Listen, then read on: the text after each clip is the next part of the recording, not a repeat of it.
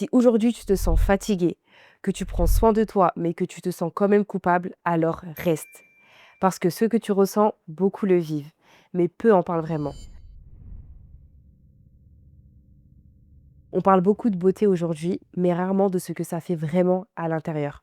On parle de règles, de comparaisons, de ce qu'il faudrait être, de ce qu'il faudrait corriger. Et à force, on oublie l'essentiel, s'écouter. Moi, je m'en suis rendu compte assez tôt. À l'école déjà, je me comparais physiquement. Je regardais mon reflet, je me demandais est-ce que je suis vraiment comme il faut?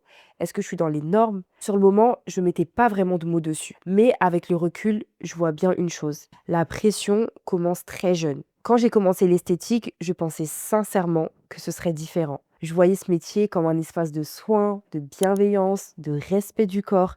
Je me disais que là, on allait enfin apprendre à être douce avec soi.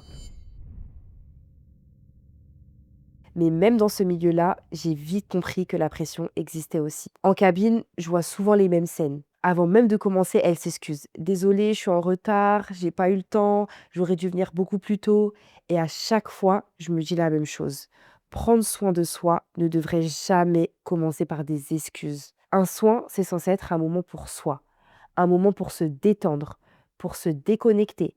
À partir du moment où tu sais que tu viens pour un soin, tu devrais déjà être détendu, que ce soit avant, que ce soit pendant et même après.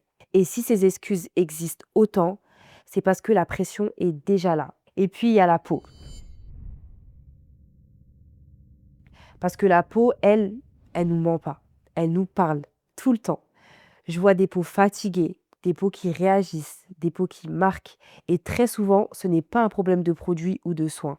La peau montre ton état mental actuel, que ce soit le stress, la charge mentale, la fatigue qui s'accumule. Le problème, c'est ce que l'on veut faire à tout prix. Parfois, on cherche à corriger la bonne crème, le bon soin, la solution rapide, alors que la peau essaie juste de dire qu'elle en a trop fait, elle aussi.